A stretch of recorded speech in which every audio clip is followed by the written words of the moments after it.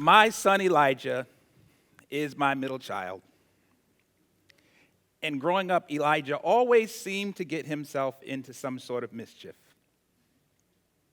Whether it be getting into an altercation with his older brother Isaiah or his younger sister Naomi, or getting into trouble at school, or simply just getting hurt, Elijah always had a situation.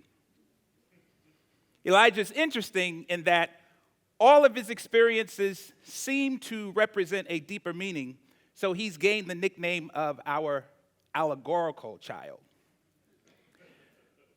So when Elijah was just old enough to play fast-pitch baseball, we recognized that he was having trouble hitting the ball at the plate. So his coach, myself, friend of his, we went through countless hours trying to help Elijah hit the ball better. So one strategy that we used, we said, Elijah, just step up to the plate and swing the bat as many times as you can, as fast as you can, as hard as you can, so that you can locate your power zone. Because during this time, the coach would pitch the ball to the team players. And in pitching the ball to the team players, if he can throw the ball in the vicinity of the power zone, it would increase the likelihood and chances of Elijah hitting the ball. So fast forward. It's game day, and excitement is in the air. We are in this epic rivalry game, and we have to win this game. So imagine the New York Yankees playing the Boston Red Sox. You can feel the contention. You can feel the excitement. You can feel the energy. Taste the ketchup from the hot dogs, the hamburgers. Taste the peanuts, the roasted peanuts. Even taste the dust from the umpire coming in front of the plate, wiping off the plate, saying, play ball. It is game day. And we have to win this game. But our team is losing. We are down by 1 point. There's 2 outs. There's 1 man on second base, and behold, my little Elijah is up to bat. So the pressure is on. But the coach says to Elijah, don't worry about this. You got this. Just step up to the plate and swing the bat. So Elijah, he steps up to the plate, and he's ready.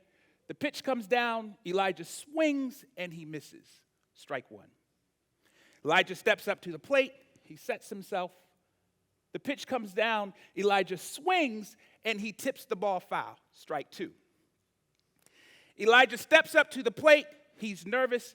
The crowd is watching with bated breath. Everyone's trying to see what's going to happen.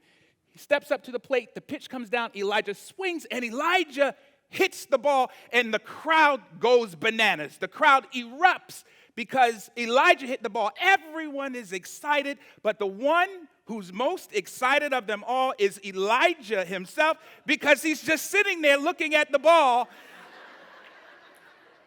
and everyone yells, "Run, Elijah!" So Elijah's running, and he's running as fast as he can, and he's running like his life depends on it. He's running. Now, it's a little ball hit to the shortstop. So the shortstop feels the ball. He throws the ball to first base. It bounces before it gets to first base, so he misses the ball. And the coach says, run to second base, Elijah. So Elijah's running to second base, and he's running as fast as he can, and he's running like his life depended on it. And the first baseman grabs the ball. He throws it to second base. The ball bounces off the glove of the second baseman and goes into the left field. So Elijah rounds second base. He's coming to third base, and the coach is saying, run home, run home. So Elijah runs around third base. He's running home. The left fielder grabs the ball. He throws the ball home. It is a close play at the plate. Elijah's coming in. The ball is coming in. Elijah does this all-time Major League Baseball slide into home plate, and the umpire shouts, safe! And everyone goes crazy.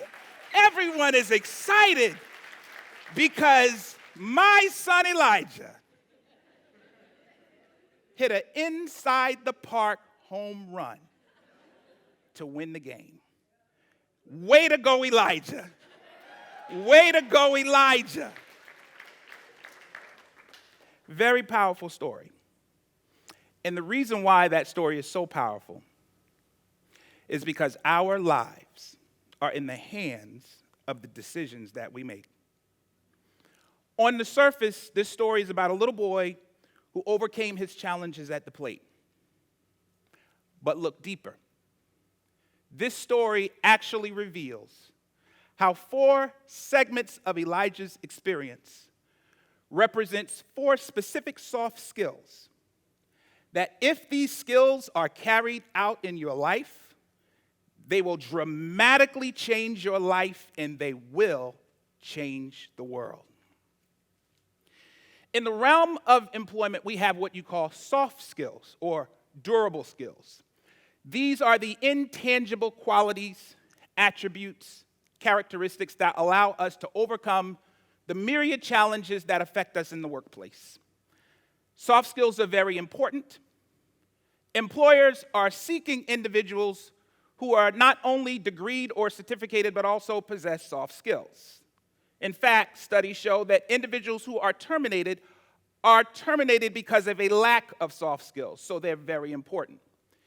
Elijah's experience underscores 4 specific key essential soft skills that will drastically cause a pivot in the outcomes of your life. And we see this when Elijah, number 1, steps up to the plate. Number 2, he locates his power zone. Number 3, he runs like his life depends on it. And number 4, he covers all his bases. Let's deconstruct. Elijah, number 1, he steps up to the plate, representing the skill set of initiative. Because with initiative, we have to give ourselves a chance to have the opportunity to be successful, to make our lives better, to change and pivot those outcomes. Under the auspices of initiative, we find bravery and courage. Secondly, we see Elijah locating his power zone, representing the intrapersonal skill set.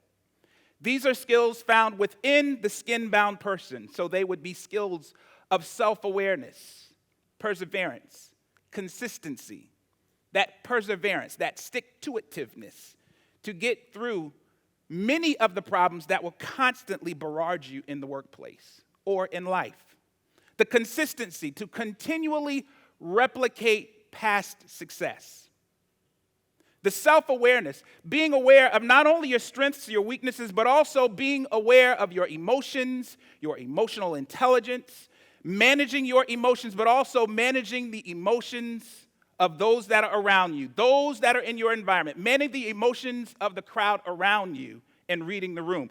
This was very effective with our 32nd president of the United States, Franklin Delano Roosevelt, who at the age of 39 years old contracted polio. And he spoke ad nauseum about how contracting this polio, he had to manage his own emotions during this dark cloud of his life. And it gave him the wherewithal to manage the emotions of the nation when we experienced the dark cloud of the Great Depression. We see Elijah, thirdly, running like his life depended on it, representing the interpersonal skill set, the skills of communication, active listening, empathy, communicating, being able to speak to one another and not being 2 ships passing in the night. Or the active listening skills, being able to hear what others are saying. And many times hearing beyond the words, hearing with our ears, but listening with our eyes. Empathy, being able to place ourselves in the shoes of others. I disagree with the notion that empathy is not important because at a time and at a critical change and season in our life, if we are going to change the world, then we must be able to place ourselves in the shoes of others, to hear what others hear, to feel how others feel, and to understand their perspective. And then lastly, we see Elijah covering all of his bases, representing the leadership skill set. Because no matter where you are, how old you are, how young you are, you have someone who looks up at you in an admirable way. Under the auspice of leadership, we find responsibility and accountability.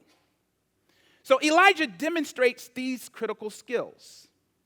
When we look at these skills, now the question becomes, how do we embed these skills within our character. Elijah demonstrates this through what famous sociologist Edwin Sutherland termed differential association. Differential association theory postulates that from the different groups we associate with, we learn an excess amount of definitions that helps us define the situation, but also helps us to either conform to the norms of society or deviate from those norms. Elijah shares this when he, number one, develops strategic accountability partnerships. An accountability partner is where you seek out a peer of your own purposively, and you say to this peer, I give you permission to call me out anytime I step out of line with what my dreams are, my goals are, my aspirations are, more particularly the skills that I'd like to develop. Elijah demonstrates this when he partners with his teammate, and his teammate shows Elijah from his perspective how to hit the ball better. Or we could, secondly, form mentorships with purpose. This is where we form that mentor. We find that mentor that can help us, this person that's been there, done that, understands the rules of the road. He's that person that's going to tell us, run to second base, run to third base. Elijah formed a partnership, this mentorship with his coach. This coach was there to give him lessons. This coach was there to guide him. But this coach also had the requisite skills and experience, and he demonstrated the skill set that Elijah wanted to emulate. And then lastly, practice, practice, practice. Growing up, my coach taught us, practice does not make perfect. Perfect practice makes perfect. Because he understood that it's not the way you perform, but it's how you perform. And the way you perform is going to be the way you practice. I used to love martial arts, and my favorite martial artist was Bruce Lee. And Bruce Lee said, don't practice until you get it right. He said, practice until you can't get it wrong. Elijah constantly practiced. And when we see these skills work. You ask me, how do I know they work? I know they work because I watched them come alive in Elijah. You see, when Elijah was in the 8th grade, Elijah got into some mischief at school that unfortunately got him expelled. Elijah moved to New York with me, and there he repositioned himself. He was able to rethink. He was able to re-strategize. He learned how to step up to the plate and how to focus on taking initiative. He learned how to locate his power zone and find his strengths, his weaknesses, and learn how to manage his emotions. He understood that he had to run like his life depended on it, focusing on how to communicate, how to listen, how to empathize with others. But most of all, he learned that at the age that he was, he had to cover all of his bases, which meant he had to check off all the boxes, and you have to be responsible and accountable. Elijah since then moved back to Florida. He went on, he graduated from high school. He was accepted into college, and now Elijah is a senior in college, ready to graduate. And once again, we say, way to go, Elijah. Way to go.